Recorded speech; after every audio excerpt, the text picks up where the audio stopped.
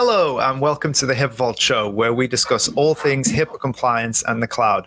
My name's Adam Zenedine, and I'm joined as always by the CTO and founder of HIPAA Vault, Gil Vidals. Hey, Gil. Hey, Adam. Good to see you again.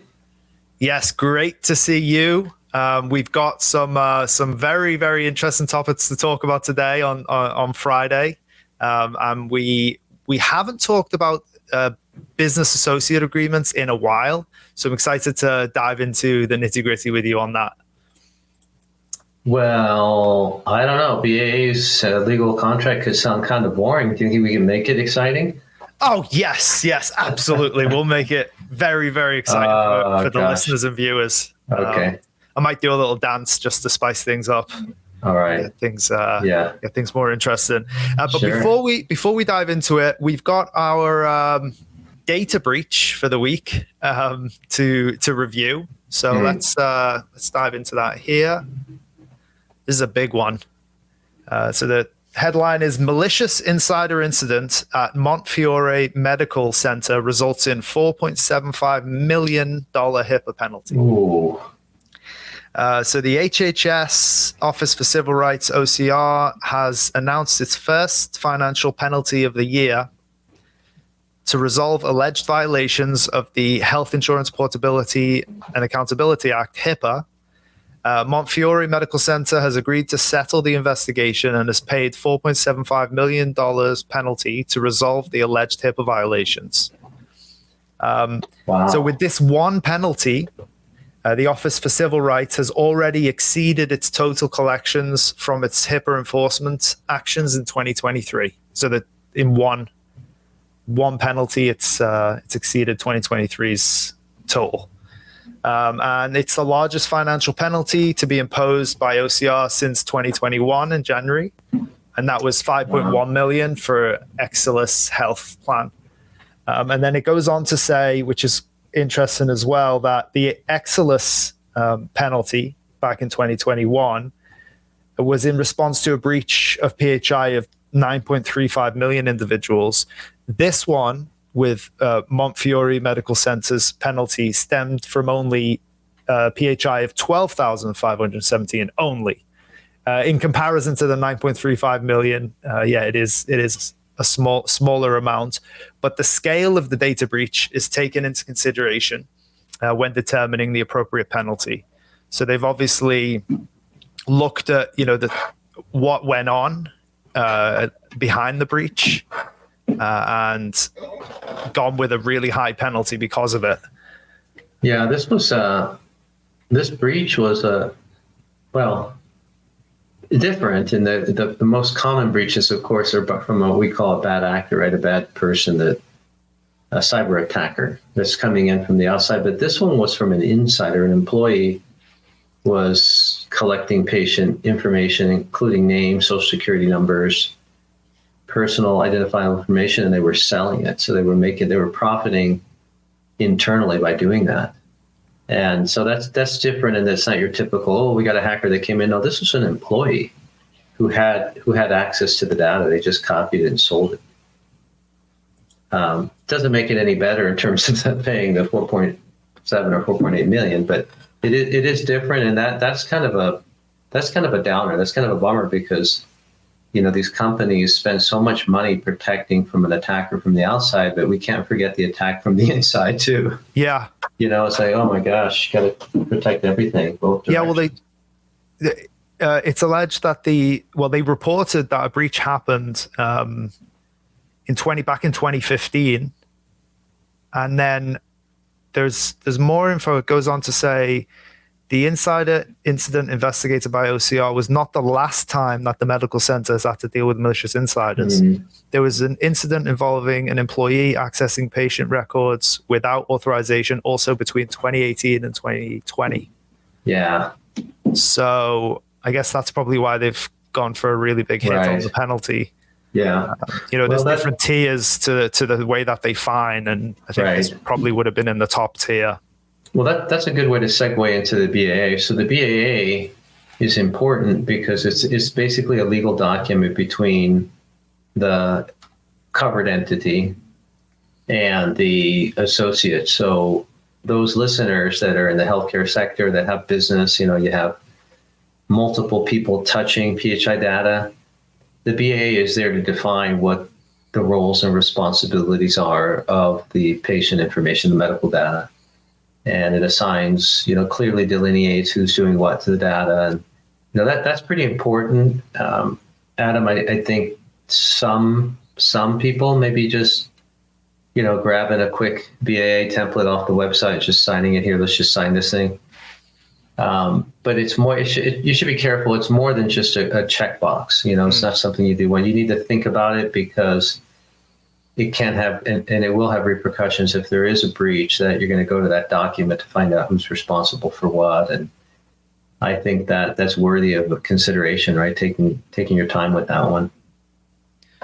Yeah, and I'm sharing that model business associate agreement on the screen here for the viewers.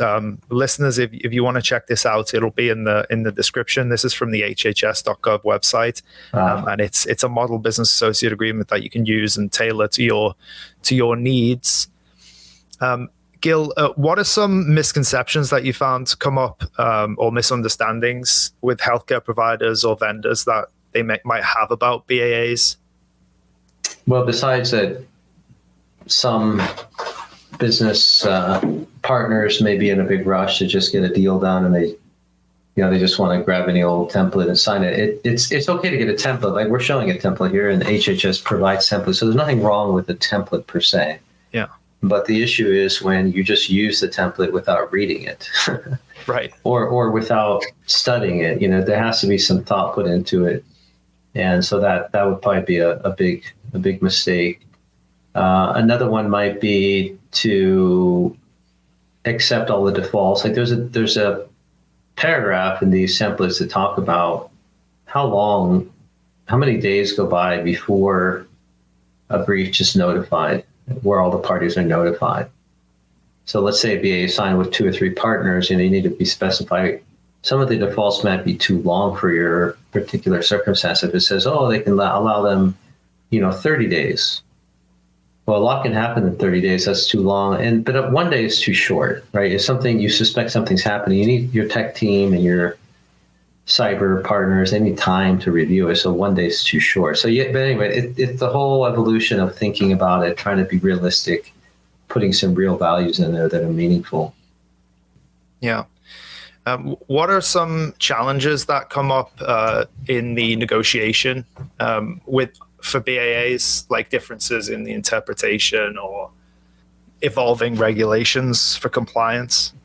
I've seen some BAs that are pretty thorough at the top. They have a section they call them definitions, where they clarify any and all terms that could be ambiguous. Yeah. So that would be important to disambiguate any potential terms. So that's what I would say about that. But I can't think of any other. I mean, it's a legal document, so yeah. You know how it is with legalese and that you have to just read through it carefully. It should make sense to you. By the way, choose a template that's not overly full of legalese. There are good, strong legal documents that seem to use just regular English instead of the heretofores and whereases and all that stuff. Yeah. So just because it's written in legal sounding language doesn't mean it's a good legal document. I'd rather have one that sounds like normal English and yet it's very robust. Yeah, and it's good that there is flexibility with, let's say there's a covered entity that has already got their business associate agreement in place. They can ask their vendors to sign it, and then vice versa. The vendor might, the covered entity might be a new startup and not have a BAA in place, and they can ask to sign the vendor's BAA. I think another important point is that the BAA doesn't go into the details of the technical aspects or the configuration that HIPAA requires.